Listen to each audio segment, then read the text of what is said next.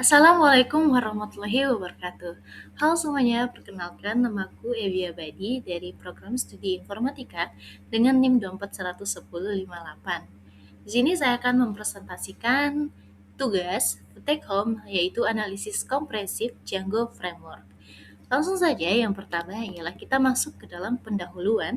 Kita akan membahas tentang sejarah, filosofi, dan juga latar belakang atau identifikasi masalah dari eh, hal yang akan kita bahas pada kali ini. Langsung saja, yang pertama ialah latar belakangnya, perkembangan teknologi web yang sangat pesat menuntun para pengembang aplikasi untuk membangun produk digital yang aman, cepat, dan mudah dipelihara. Dalam ekosistem pemrograman Python, Django hadir sebagai high-level web framework yang bersifat open source yang didesain secara khusus untuk membantu developer menyelesaikan siklus pengembang aplikasi dari tahap konsep hingga tahap perilisan tersebut. Django pertama kali dikembangkan pada tahun 2003 oleh Adrian Holoveitsi and Simon Willison ketika mereka sedang mengelola situs berita di Lawrence Journal World. Framework ini secara resmi rilis ke publik dengan lisensi BSD pada tahun 2005. Django mengusung filosofi The Web Framework for Professionals with Deadlines, yang berarti ia menyediakan seluruh perkakas dasar yang dibutuhkan untuk membangun aplikasi web besar, aman, dan scalable langsung dari dalam kotak cetakannya atau batteries included. Nah, yang kedua ialah identifikasi masalah. Dalam proses pengembangan aplikasi web tradisional tanpa bantuan framework, pengembang atau developer seringkali dihadapkan pada beberapa masalah klis, antara lain yaitu yang pertama, repetisi kode atau will reinvention. Developer menghabiskan terlalu banyak waktu untuk menulis ulang sistem dasar seperti autentifikasi user, pengelolaan admin, hingga sinkronisasi database. Nah, yang kedua ialah celah keamanan tingkat tinggi.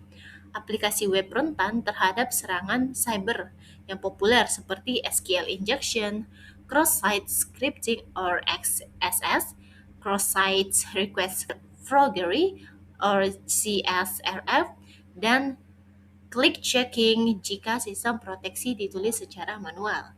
Yang ketiga ialah ketidakselarasan data terhadap kode, yang dimana sinkronisasi skema table basis data relational atau database SQL dengan tipe data objek di dalam bahasa pemrograman Python seringkali menimbulkan inkonsistensi atau tidak konsisten data serta memperumit progres migrasi. Nah, kita masuk ke pembahasan yang dimana di sini kita akan membahas analisis fitur dan arsitektur dan komponen utama. Nah, analisis fiturnya itu kita akan membahas kelebihan dan kekurangannya. Seperti yang teman-teman lihat pada PPT kali ini, ialah pertama ada batteries included yang kita sudah mention sebelumnya. Batteries included, Django menyediakan fungsionalitas bawaan yang melimpah seperti sistem autentifikasi pengguna atau login, logout, reset password, panel admin siap pakai, manipulasi session, dan penanganan RSS feed tanpa perlu dipensasi dari pihak ketiga. Yang kedua ialah keamanan digital yang sangat ketat. Secara default, Django mengaktifkan proteksi terhadap serangan berbahaya seperti CRF, XSS, dan SQL injection. Kita sudah mention ini sebelumnya ya, sehingga meminimalkan kelalaian developer dalam aspek keamanan perangkat lunak. Yang ketiga ialah ada skalabilitas ekosistem luas. Django mampu menangani traffic yang berskala masif. Contohnya terbukti ini digunakan oleh Instagram, Pinterest, dan Discourse, serta memiliki dokumentasi yang matang secara global. Nah, kita masuk ke kekurangannya. Yang pertama ialah monolitik dan kaku. Django memiliki aturan struktur project yang ketat atau yang kita sebut dengan omniscient. Jika developer ingin merancang aplikasi dengan pola struktur yang sangat custom atau minimalis, Django terasa terlalu berat dan membatasi ruang kendali. Yang kedua ialah kurang cocok untuk aplikasi skala kecil. Nah, untuk aplikasi mikro atau microservice atau landing page sederhana yang biasa kita buat kalau untuk praktek-praktek biasa gitu ya yang di kelas seperti itu, komponen bawaan Django yang besar akan menjadi beban memori yang sia-sia atau overhead. Jadi disesuaikan lagi penggunaan dalam pengeditan atau pembuatan aplikasi sederhana yang biasa kita buat di kelas. Nah, kita masuk ke arsitektur MPT.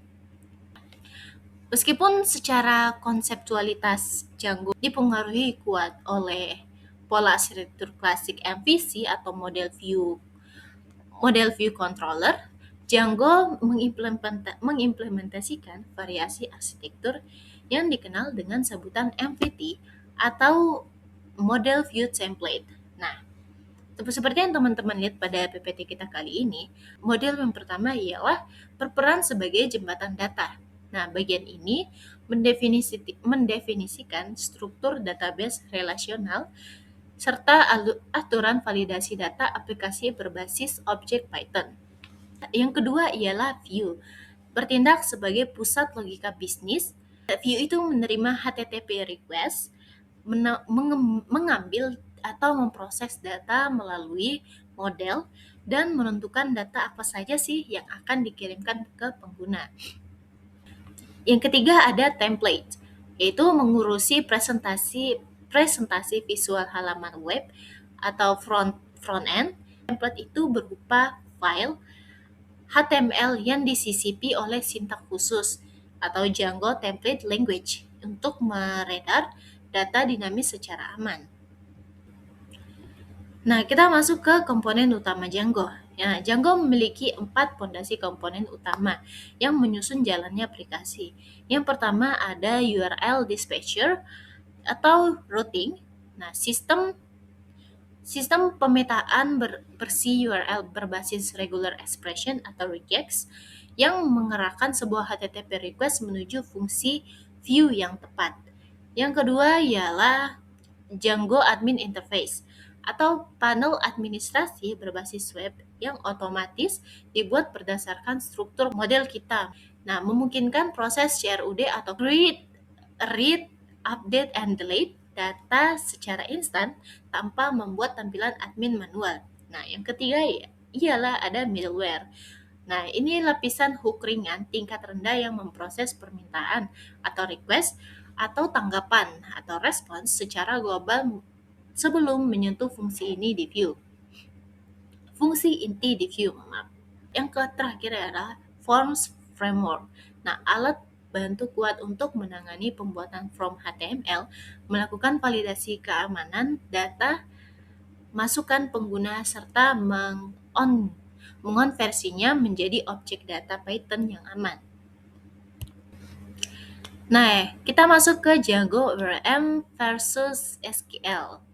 Nah, salah satu fitur paling unggul dari Django adalah Django ORM. Django ORM itu ialah Object Relation Mapping.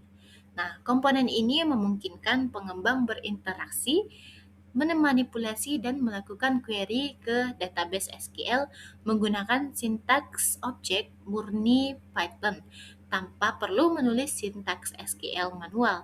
Sebagai contoh perbandingan teknis di sini ialah ada SQL tradisional itu yang pertama dia lebih ke select sekali from mahasiswa where umur lebih besar dari 20 tahun, lebih besar dari 20 tahun. Nah, ini ya bisa disebut kita lihat pada Django SQL tradisional. Nah, sedangkan Django RML ada Python, nah mahasiswa objek filter. Mahasiswa GT sama dengan 20 tahun. Nah, yang ke sini ada interaksinya. Nah, just SQL tradisional itu ada string based, rentan error penulisan. Sedangkan Django ORM ialah objek murni Python type safe. Yang ketiga ialah ada migrasi manual melalui script SQL. Nah, sedangkan Django ORM otomatis melalui sistem migration. Nah, di sini adalah ORM memungkinkan manipulasi database tanpa menulis SQL manual. Berdasarkan pembahasan kita, dapat disimpulkan bahwa Django merupakan sebuah framework berbasis Python yang mengusung konsep batteries included untuk mempercepat siklus pembuatan aplikasi tanpa mengorbankan faktor keamanan dan skalabilitas.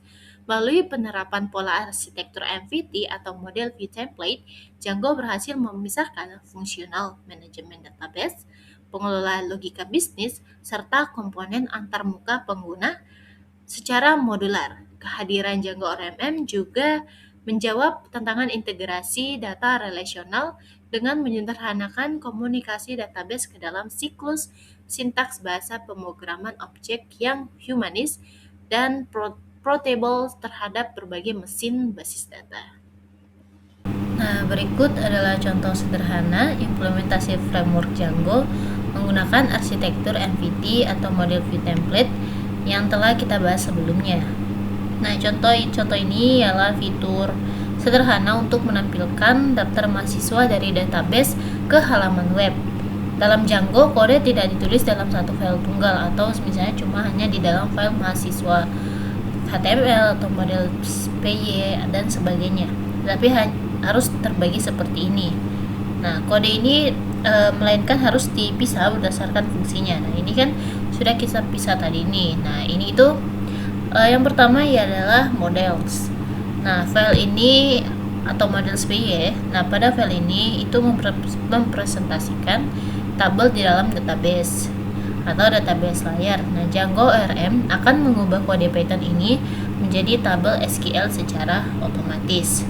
Di sini bisa kita lihat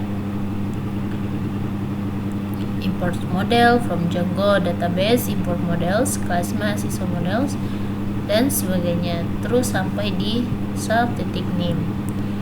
Yang kedua ada view. Nah, tadi kan kita sudah bahas ya, dia itu harus berurutan. Yang ada view atau views, PY atau Python. Nah, file ini adalah pusat logika atau logic layer. View ini bertugas mengambil data dari model database mengirimkannya ke dalam template atau HTML. Nanti dia akan dikirimkan ke sini. Teman-teman bisa lihat. Tuh, return render request untuk ke mahasiswa HTML. Nah, yang ketiga ada routing URL.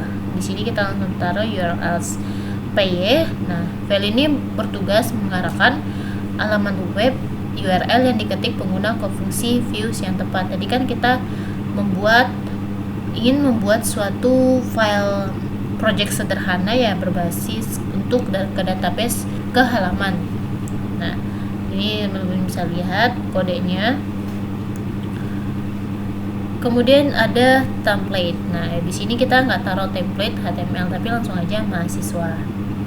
Nah, file ini adalah antarmuka visual atau frontend yang akan dilihat oleh pengguna. File HTML ini menggunakan Django Template Language (TTL) yang ditandai dengan kurung kurawal. Seperti ini ya. Ini kurung kurawal itu ini. Kurung kurawal dan untuk menampilkan data dinamis dari view. Ini kurung kurawal ini. Nanti tampilannya akan seperti ini nih. Kurung kurawal persen, empty, kurung kurawal. Ini outputnya nanti nih. Salah satu outputnya nanti kita running ya. Nah, terus kita coba run without debugging supaya cepet. Ini aja. Nah, ini teman-teman bisa lihat ini ialah outputnya. Kita tadi pakai localhost 800, HTTPS localhost 8000. Nah, ini bisa dilihat URL-SPY mendeteksi permintaan tersebut dan memanggil fungsi daftar mahasiswa di views. Dan views meminta akses data ke models. Singkatnya seperti itu. Kemudian models view mengambil data dari database, misal MySQL atau SQLite, dan mengembalikannya ke view. Nah, view mengirimkan data tersebut ke file HTML. Kemudian template HTML atau mahasiswa HTML menyusun data tersebut menjadi halaman web utuh dan menampilkannya di layar pengguna karena ini sebagai front end. Mungkin sekian dari ini codingannya. Nah, sekian dari saya, mungkin itu aja. Jika ada pertanyaan mungkin bisa langsung tulis di kolom komentarnya. Mohon maaf jika ada salah kata. Saya tutup. Wabillahi taufiq wal hidayah. Wassalamualaikum warahmatullahi wabarakatuh. Berikut adalah source image source-nya. Bye bye guys. Thank you for watching.